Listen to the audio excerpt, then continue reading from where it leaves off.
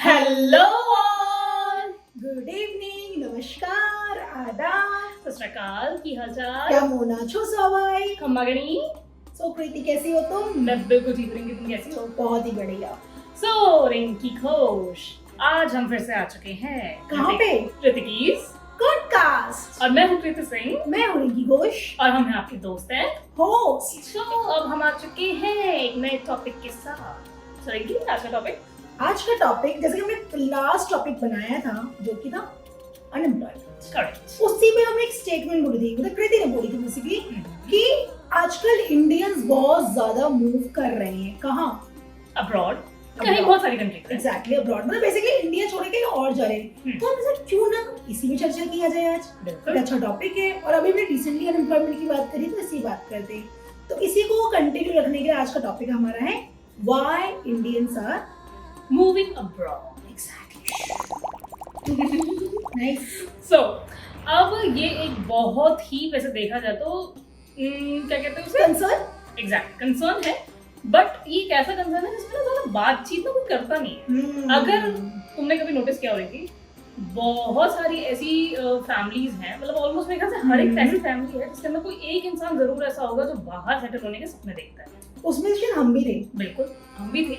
एक टाइम ऐसा भी था जब मैं और इनकी खुद चाहते थे कि हम कनाडा जाके सेटल हो। एग्जैक्टली, बिल्कुल लगते। बट वही तो हमारी फैमिली में सपोर्टिव फैमिली ने से कुछ नहीं, पर हमें खुद ही लगा कि यार no, we love our India. भाई हम फिर ऑब्वियसली देखो इंडियंस हैं यार, जो हमें इतनी लिबर्टी, इतनी फ्रीडम यहाँ इस कंट्री में मिलती है, हमें लगता है कि किसी और कंट्री में होगी नहीं। मतलब लिबर्टीज में भी आपको कुछ अलग चीजों में मिले, बट एक होता है ना अपनापन। लिबर्टी इन दैट, अपनापन, वो अपनापन होता है ना, यू जस्ट फील होम। और वो होम अपना इंडिया में, तो जो इंडियंस ऑब्वियस, मतलब जो जिस ओरिजिन से बिलोंग करता है, जो जिस कंट्री का, वो शायद आपको वही फील होता है। एग्जैक्टली, वो कहते हैं ना अपना घर अपना ही होता है। हाँ, अपना घर अपना ही होता है। तो हमने भी वो आइडिया ड्रॉप कर दिया। हम लोग बड़े कीन थे जाने के लिए, हमने सब कुछ स्टार्ट भी कर दिया कई हद तक, बट नहीं गए हम लोग। मतलब ऐसा नहीं चले जाते थे, आज हम ये नहीं बना रहे होते ना। एग्जैक्टली यार, कैसे बनाते हैं, मतलब दोनों ही ट्राई करते हैं। व्हाट इफ तुम चली जाती, मैं यहाँ रहती, मैं चली जाती, तुम यहाँ रहती। ये तो हमने बारे में बहुत, मतलब ये चीज तो, ये जो कृति ने बोला, ये तो इतनी बात क्रॉस हुई ना, पर यार क्या होता, हम दोनों साथ प्लान करते हैं, चली गई, मैं नहीं जा पाई, या फिर हम दोनों चले, किरण का क्या होगा। हमें सबका सोच, लोग अच्छा सबका सोच के चलते हैं ना। फिर ऊपर से एक टाइम पे ये भी होता है जब पेरेंट्स थोड़े एज हो लेते हैं, वो पेरेंट्स एग्जैक्टली, तो मतलब हाँ, मतलब बहुत सारी चीजें को सोच के हम लोगों ने तो प्लस माइनस करके ये हमारे वो व्यूज थे, तो हमने थोड़ा सा ड्रॉप कर दिया। तो लेकिन अभी भी फॉर वैसे देखा जाए तो अभी बहुत सारी ऐसी हैं फैमिलीज, ऐसे यंगस्टर्स या मे बी मिडिल एज या मे बी बहुत ज्यादा एजेड लोग, जो अभी भी कहीं ना कहीं उनके माइंड में ये है कि यार हमें कहीं बाहर सेटल, तो माइग्रेट करना है। तो Exactly. बोलते हैं माइग्रेशन होता क्या है। जी बिल्कुल बताइए। एग्जैक्टली, मैं बोलूं, अच्छा मेरी बिल्ली मुझे म्याऊं। आज तुम बोलो। ये चलो अच्छी बताती हूँ। माइग्रेशन मतलब होता है बेसिकली एक कंट्री से अपनी कंट्री को छोड़ के दूसरी कंट्री जाना, सेटल होना। माइग्रेशन वर्ड से आपको पता चल रहा होगा। इसे हम इमिग्रेशन बोलते हैं। अब इमिग्रेशन देखो बहुत सारे होते हैं, जो ब्रॉडली दो सबसे फेमस है, वो है study permit, work permit and PR, permanent residency. तो अब मेरे ख्याल से अभी तक मैंने जितना हमने अपनी रिसर्च की उसमें study permit is the number 1 category जिसके अंदर एक्चुअली में लोग जाना प्रेफर करते हैं। अब इसके क्वेश्चन होता है व्हाई कृति? क्योंकि देखो ऑब्वियसली बात है, एक कुछ हायर स्टडीज होती हैं जो हम करना चाहते हैं, लेकिन कभी कभी वो एक्सपेंसिव होती है, या जो इंफ्रास्ट्रक्चर हम चाहते हैं वो हमें नहीं मिल पा रहा है यहाँ। राइट। तो हम बाहरी कंट्रीज में जाते हैं, वहाँ पे हमें स्कॉलरशिप्स मिलती हैं, एनवायरनमेंट में थोड़ा डिफरेंस होता है, पढ़ाई थोड़ी अलग होती है जो यहाँ पे हम पढ़ रहे हैं। मुझे याद नहीं कि मैंने अपनी ग्रेजुएशन में कब ऐसे सीरियस होकर मैं पढ़ी थी, क्योंकि मैं तो भाई रट्टाफिकेशन किया था, टू बी वेरी ऑनेस्ट। ठीक है, तो ऐसा नहीं है कि इंडिया की पढ़ाई में कोई कमी है। इंडिया की पढ़ाई एक्चुअली में बहुत टॉप नॉच की पढ़ाई है, जिसमें एक्चुअली में बच्चों को मतलब पास होने में भी बहुत टाइम लग सकता है। जैसे लास्ट टाइम में ये बोला था कि इंडिया की एक्चुअली टॉप नॉच पढ़ाई है, कोई दोराई नहीं। बट वही है, स्टडी की एक रीजन ये भी होता है कि लोगों को लोन सैंक्शन करते हैं इजीली।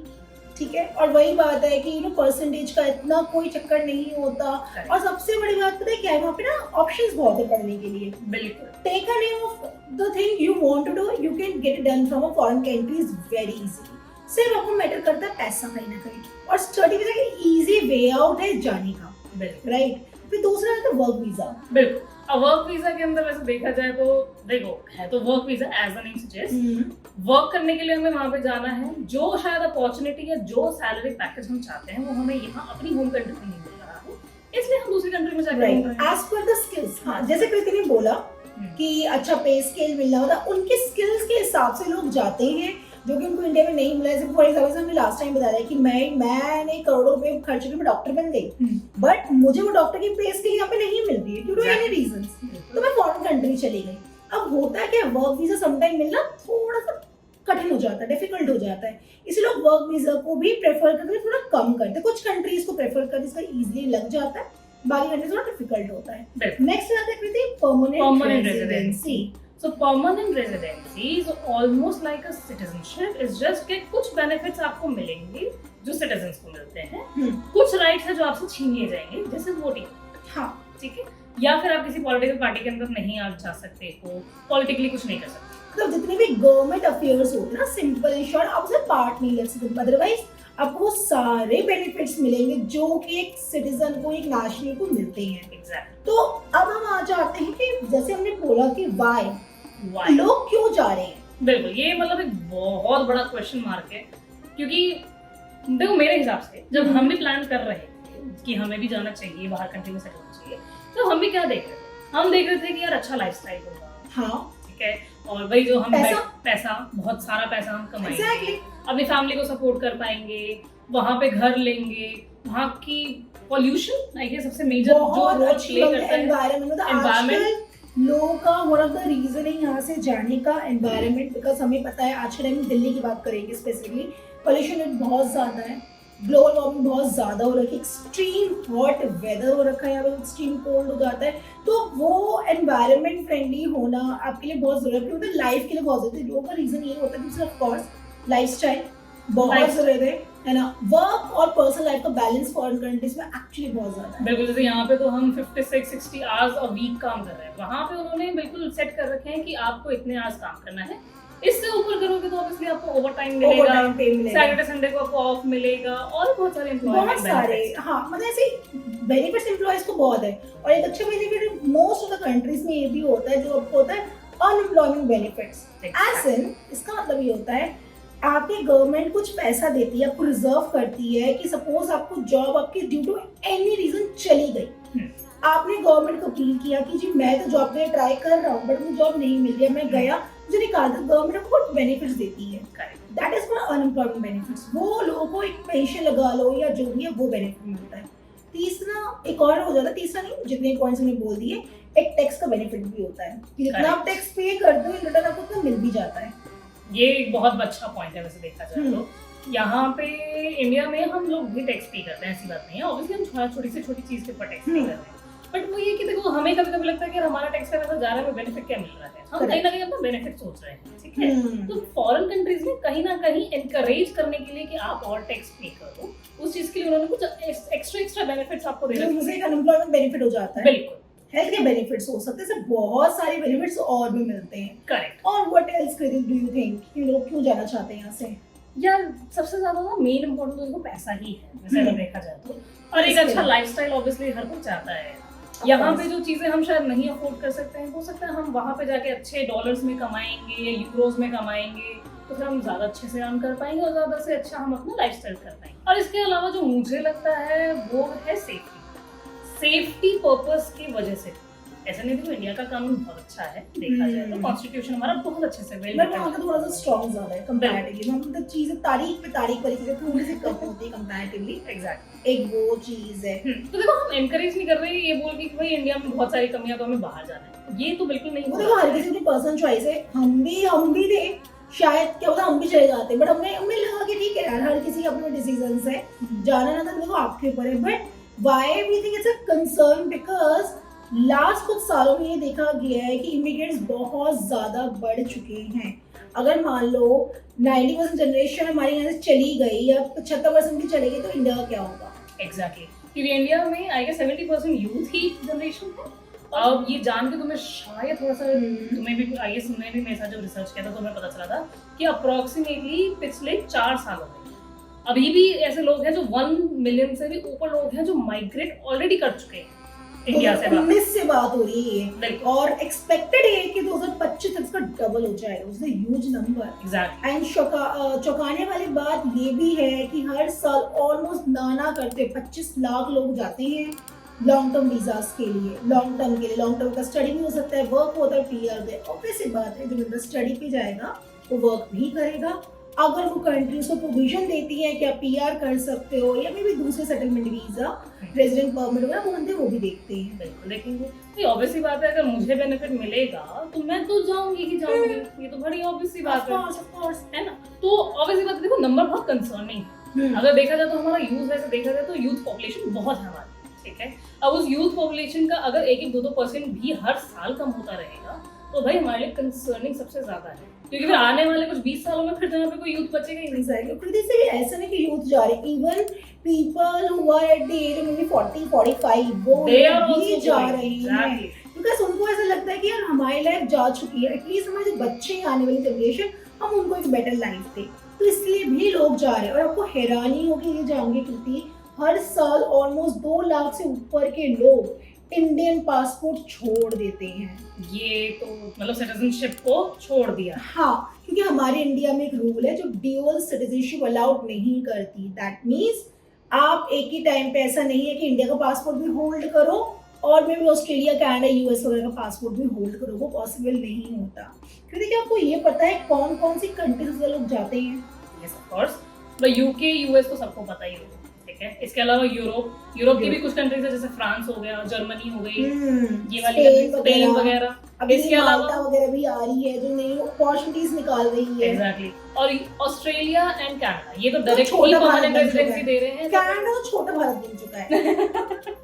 एग्जैक्टली। तो मतलब ऐसे देखा जाए तो कुछ बहुत फेमस कंट्रीज हैं, और ऐसा नहीं कि बस यही कंट्रीज है, अब इसके अलावा और भी हैं। न्यूजीलैंड वगैरह भी है। न्यूजीलैंड की पॉपुलेशन बहुत कम है, ज्योग्राफिकल इतनी बड़ी है न्यूजीलैंड, सारी कंट्री हमसे डबल साइज है, डबल ट्रिपल साइज है। बट एक यही रीजन है कि इंडिया कोई डेवलपिंग कंट्री है, बिकॉज ऑब्वियसली तो साइज तो छोटा है ज्योग्राफिकल, बट पॉपुलेशन बहुत ज्यादा है। बिल्कुल, कहीं ना कहीं पॉपुलेशन एक बहुत बड़ा वैसे रोल प्ले कर रहा है। अगर हम ये बोल रहे हैं कि हमें कुछ बेनिफिट्स नहीं मिल पा रहे हैं गवर्नमेंट से, तो ऐसा नहीं, तो गवर्नमेंट तो पॉलिसीज बनाती है। गवर्नमेंट कभी ईपीएफ की पॉलिसी, पीपीएफ की पॉलिसी, एनपीएस की पॉलिसी, बहुत पॉलिसीज बना रही है।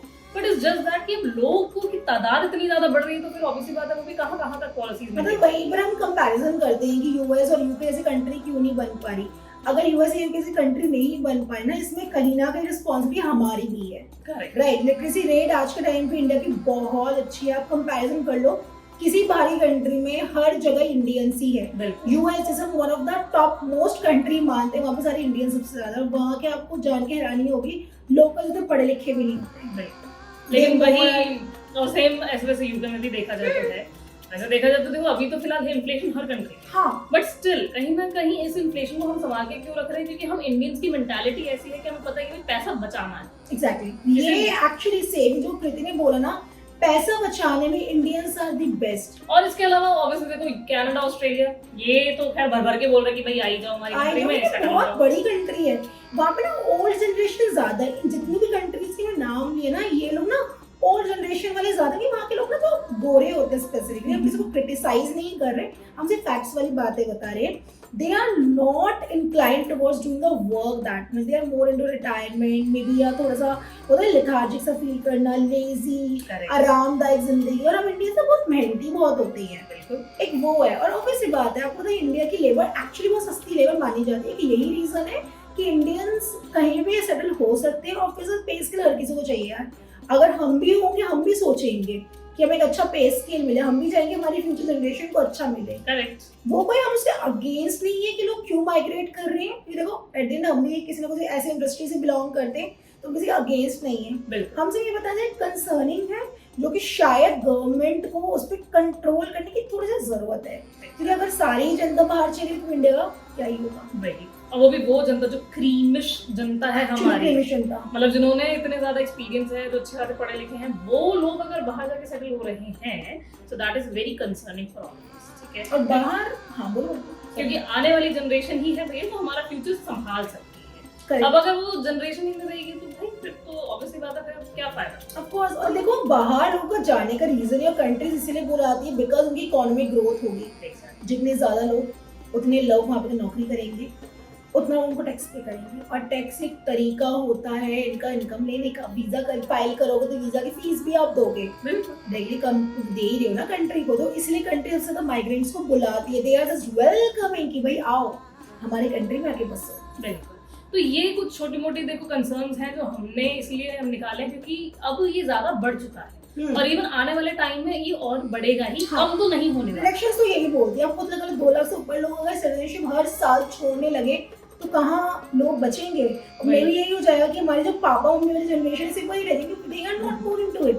हमारी तो सारी बाहर चली जाएगी। बिल्कुल। या फिर हमारे से आने वाली जनरेशन, ऑब्वियसली कल को मेरे अगर बच्चे होते तो मैं भी कहीं ना कहीं सोचूंगी कि वो बाहर जाके अच्छी एजुकेशन ले, अच्छा एनवायरनमेंट में पढ़े। ऐसा नहीं कि देखो सिर्फ यहाँ पे हम पॉल्यूशन की बात कर रहे हैं, टेम्परेचर ग्लोबल वार्मिंग की वजह से दिल्ली के अंदर ही 50 से ऊपर जा चुका है। और डेली का 50 डिग्री हिट करना या 40-50 मिनिमम वो मॉर्निंग 10 बजे के आसपास में बहुत बड़ी बात होती है। भाई तो बाहर कंट्रीज में अगर तुम जाओगे जैसे यूरोप जैसी कंट्रीज तो भैया वहाँ पे तो मुझे नहीं लगता पॉल्यूशन का नाम निशान, प्लस वो कितनी कम वहाँ पे। कनाडा चले जाओ, ऑस्ट्रेलिया देख लो, वहाँ पे इतनी क्लीन कंट्री। सबसे अच्छी बात वहाँ के लोग बहुत मैनर में रहते हैं। They just respect your time, exactly, your energy. वो अननेसेसरी चीजों को लड़ते ही नहीं है जो हमारे इंडियंस में हम सब करते हैं। हम भी करते हैं, ऐसा कुछ नहीं, हर कोई करता है। तो हर कोई अलग करता बात है। और देखो कहीं ना कहीं हमने रिसोर्सेज को भी बहुत ज्यादा वेस्ट कर बहुत बहुत। बाहर नहीं आप लोगों को बुरा लगेगा बात, बट देखो ये फैक्ट है। गंदी करने वाले हम ही है बेटी। वही हम ही गंदगी ही कर रहे हैं और हम उसको फिर साफ भी नहीं। और हम फिर गवर्नमेंट को बोलते हैं गवर्नमेंट कुछ नहीं कर रही। बिल्कुल। तो गवर्नमेंट की है गलतियां कि उनको शायद चीजें करनी चाहिए। अगर मुझे लगता है जो गंदी करेंगे तो पेनल्टीज तो एक्चुअली लगनी चाहिए। बिल्कुल। ये हमारा मे भी हम लोग तो बुरा साउंड कर रहे हैं, बहुत से लोगों को शायद हमारी बात अच्छी ना लगे। हाँ मतलब ये सबको लग रहा है कि हम इंडिया की बुराई कर रहे हैं। हम इंडिया की बुराई नहीं कर रहे, हम एक फैक्ट्स बता रहे हैं। अगर हमें क्लीन कंट्री बनानी है ना, क्लीन कंट्री के लिए फर्स्ट ऑफ ऑल गवर्नमेंट को हर जगह डस्टबिन इंस्टॉल करना जरूरी है। बिल्कुल। और पेनल्टी जैसा रिंकू ने कहा बहुत जरूरी है, क्योंकि देखो हम तभी शायद सुधरेंगे जब हमें लगेगा कि हमारी जेब से कुछ जा रहा है। जब हमें सर पे पड़ेगी ना कर ही लेंगे। बिल्कुल। तो ये कुछ छोटी मोटी चीजें जो शायद गवर्नमेंट को थोड़ा सा ये इम्प्रूवाइज हमारे सजेशंस है एक कंट्री। और कृति मतलब आपको क्या लगता है गवर्नमेंट को क्या चीजें लेनी चाहिए जिससे इन जो यूथ को हम बचा सके माइग्रेट करें बट वाले सोचे अपनी कंट्री के लिए। ये मेरे हिसाब से तो सबसे पहले ना हमें ज्यादा एम्प्लॉयमेंट बेनिफिट की बहुत जरूरत है। ठीक है, ऐसा नहीं कि बस सैलरी हो गया, over time. Although over time भी मिलता है, ऐसा नहीं कि नहीं मिलता, बहुत सारी कंपनीज देती है। बट इसके अलावा बेनिफिट्स की हम बात कर रहे हैं। ओवर टाइम के अलावा और क्या, जैसे एक मुझे बहुत सबसे अच्छी चीज लगती है जो एमएनसीज में मैंने देखा है, आपको इंश्योरेंस प्रोवाइड करते हैं। हेल्थ इंश्योरेंस बहुत सारे इंश्योरेंस ऐसे भी होते हैं, लाइफ इंश्योरेंस टाइप प्रोवाइड करवाती है, जो मुझे लगता है हर कंपनी को करनी चाहिए। एग्जैक्टली। अब ये हर कंपनी को करना चाहिए, एग्जैक्टली हर कंपनी। इसका रीजन ये है जब हम अपना पर्सनल इंश्योरेंस लेके में जाते हैं ना, सम टाइम वो बहुत एक्सपेंसिव हो जाता है। वेयर कॉर्पोरेट इंश्योरेंस हर किसी को मिलेगी और ज्यादा लोग कवर अप होंगे। एक इंश्योरेंस लेना, हेल्थ इंश्योरेंस कितना जरूरी है उसकी अवेयरनेस बहुत कम है। आप यकीन नहीं करेंगे, हम लोग ही इतने अवेयर नहीं थे। We will never know about कि what is the benefit of having a health insurance. The day we got to know कि this is the benefit, तब हमने लिया इमीडिएटली। और नो डाउट हमें इससे फायदा भी हुआ। बिल्कुल हुआ है। अभी रिसेंटली मेरे फादर की सर्जरी हुई थी, मैंने अपना हेल्थ इंश्योरेंस यूज किया एंड थैंक गॉड कि किया। और ये अच्छी चीज है कि मैंने लिया और इंश्योरेंस कवर हुई, that is a good thing. बिल्कुल।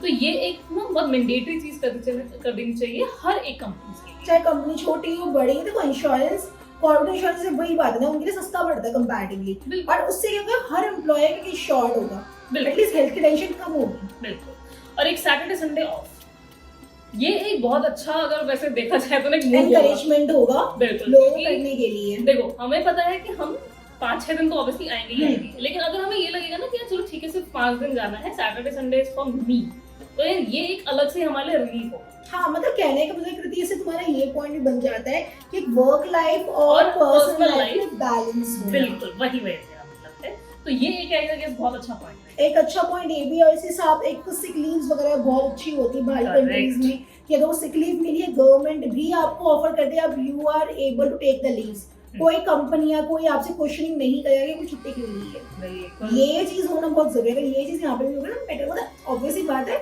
आपको डॉक्यूमेंट्री भी देनी पड़ेगी। अब ऐसा नहीं है कि भाई बोल दे तो करवा लो, वो ये सारी चीजें होनी चाहिए। बिल्कुल। बाकी इसके अलावा मुझे लगता है कृति, यहाँ का जो एजुकेशन सिस्टम है वो थोड़ा सा इनएक्सपेंसिव हो जाए ना, ये तो हम हर अपनी वीडियो में बोलते हैं। और हेल्थ भी। बिल्कुल, हेल्थ केयर सिस्टम और एजुकेशन सिस्टम, ये तो मेरे ख्याल से वो पिलर है एक इकोनॉमी के लिए, जो ग्रो ही करेंगे अगर ये थोड़ा सा सुधर जाए तो। ठीक है, तो ये एक तो बहुत इंपॉर्टेंट है। क्या तुम्हें पता है, अच्छा तुम्हें तो मुझे बता रही थी, कनाडा में एक ना मिडवाइफरी करके एक वो होती है सर्विस, कि अगर लेट्स से मैं घर में अकेली हूँ और मैं प्रेग्नेंट हूँ, हेवीली प्रेग्नेंट, तो मैं इनकी सर्विसेज ले सकती हूँ। और ये गवर्नमेंट ने स्टार्ट कर पे रखा करती है, इसके लिए गवर्नमेंट पे कर रही है। तो ये एक बहुत अच्छी चीज है। ये अच्छी चीज है। बाकी ये भी होता है अगर प्रेग्नेंट हो तो आपका एम्प्लॉयर भी आपको पे करेगा। You can take a leave, maternity leaves आप ले सकते हो। आई गेस कुछ 18 मंथ समथिंग का कुछ होता है। बिल्कुल। वी माइट बी मतलब आई माइट बी रॉन्ग, जो एग्जैक्ट वैसे क्या 9 मंथ्स का तो मिलता ही है, उसके अलावा भी एडिशनली मिलते हैं। जब बेबी हो जाता है केयर करने के लिए गवर्नमेंट भी देती है, प्लस एम्प्लॉयर भी देता है। उसके अलावा बच्चा अगर छोटा है तो डे केयर भी मिलता है। अगर इस तरह के बेनिफिट्स थोड़े बहुत भी गवर्नमेंट देना शुरू कर देना, देखो ऑब्वियसली बात है हमारे पे जनता बहुत ज्यादा है, उस हिसाब से अमाउंट, मिनिमम अमाउंट भी मिलना शुरू हो हर किसी को। नो मैटर कि बंदा एक रिच है या पुअर है, जरूरत हर किसी को पैसों की होती है। थोड़ा बहुत इतना सपोर्ट मिलना हो जाए ना, आई गेस लोग यहाँ से माइग्रेट करने का सोचेंगे ही नहीं ज्यादा। बिल्कुल नहीं सोचेंगे। राइट, और यहाँ पे इंफ्रास्ट्रक्चर थोड़ा सा अच्छा हो जाए। करेक्ट, इंफ्रास्ट्रक्चर से मतलब है अच्छे रोड्स, अच्छी कंपनीज, अच्छे स्कूल्स, अच्छे हॉस्पिटल्स, इन सब की बात है। ऐसा ना हो जैसे गवर्नमेंट हॉस्पिटल हम देखते ही हैं, राइट, वॉशरूम क्लीन नहीं है, वो हम ही है गंदे करने वाले, वो तो कर ही रहे हैं ना। करेक्ट, उसके लिए थोड़ा सा गवर्नमेंट और थोड़ा इनिशिएटिव लेना तो मुझे थोड़ा मैनेज हो जाएगी। एंड ऑब्वियसली देखो मोर इम्पोर्टेंटली कहीं ना कहीं हमें अपनी मेंटालिटी को चेंज करना बहुत जरूरी है। हर जगह गवर्नमेंट पे नहीं छोड़ सकते। एग्जैक्टली भाई, साफ सीधी बात है, मेरी कंट्री है, मेरा घर है, मुझे साफ रखना है। ये चीज जिस बंदे सोच रहे हैं कि देश सुधर जाएगा, ऑनेस्टली कोई बंदा यहाँ छोड़ के जाएगा ही नहीं। और इसके अलावा एक और चीज इम्पोर्टेंट है, पे scale improvement. Yes, very important. जैसे फॉरेन कंट्री में जनरली जो हमने देखा जो होता है, वहाँ पे इतना सैलरी को लेकर इतना डिस्क्रिमिनेशन नहीं होता। फॉर एग्जाम्पल एक कोई जूनियर लेवल पे या उससे सीनियर, उनकी सैलरी में जमीन आसमान का फर्क इतना ज्यादा नहीं होता है, जो यहाँ पे थोड़ा सा ज्यादा होता है। तो वो चीज थोड़ा सा मैनेज हो जाए ना, वो चीज थोड़ी बेटर रहेगी। That's true. मतलब पे स्केल ऑब्वियसली देखो इम्प्रोवाइज होना चाहिए, क्योंकि ये ही एक लौती चीज है जिसके लिए हम काम कर रहे हैं। तो अगर ये इम्प्रोवाइज होगा तो कहीं ना कहीं भाई यूथ पे भी यही रहेगा, और इवन जो ये 40 to 50 इयर्स के लोग हैं, ये भी फिर अपने उतना ही अपनी फैमिली के लिए कर पाएंगे। एग्जैक्टली। और जो हम टैक्सेस वगैरह पे कर रहे हैं, बिल्कुल, उस टैक्सेस का तो भाई बहुत सारे बेनिफिट्स होने चाहिए भाई। मतलब मुझे तो नहीं समझ आता है वो टैक्स का पैसा कहाँ लगता है। ऑल्दो लगता है, मुझे पता है, लेकिन और हमारे ही बेटरमेंट में लग रहा है, पर थोड़ा सा और बेटरमेंट में अगर लगे तो अच्छा है। मतलब वही है कि जितना हम पे कर रहे हैं इन रिटर्न अगर हमें मिल सके, जैसे अगर हम बनाना चाहते हैं कि हमारी कंट्री पेरिस बने, तो हमें पेरिस की जो बाकी पॉलिसीज है वो भी हमको अटेन करनी पड़ेगी, तभी जाके हम लोग कर पाएंगे। तो वैसे ये ऑब्वियस है। और दूसरा हम लोगों को भी सुधरना पड़ेगा, हम लोगों को तो सुधरना ही पड़ेगा, तभी जाके लोग शायद, जैसे हम कनाडा, ऑस्ट्रेलिया, न्यूजीलैंड वगैरह कंट्री जाने का सोचते हैं, वैसे लोग यहाँ पे इंडिया आने का सोचेंगे। वो सपने देखेंगे, अरे हम तो इंडिया की पढ़ाई करनी है, हमें इंडिया का सर्टिफिकेट लेनी है, हमें इंडिया में वर्क करना है। बिल्कुल, वो चीज भी है।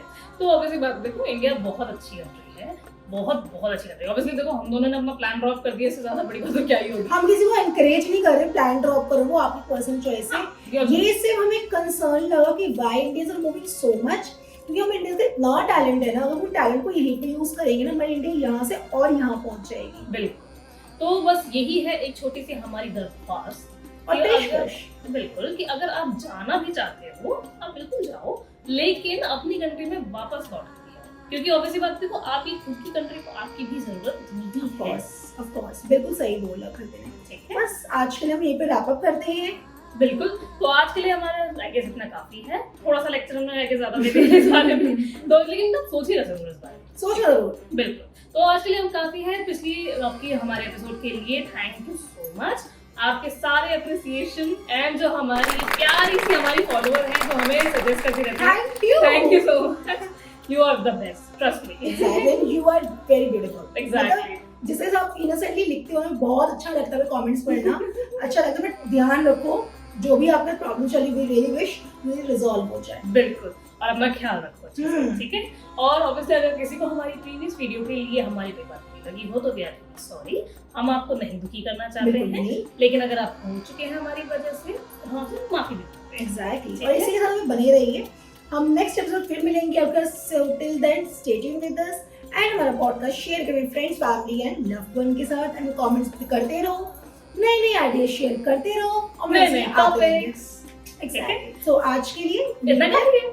तो okay, now So- we are going, bye, bye, Love love you. You all.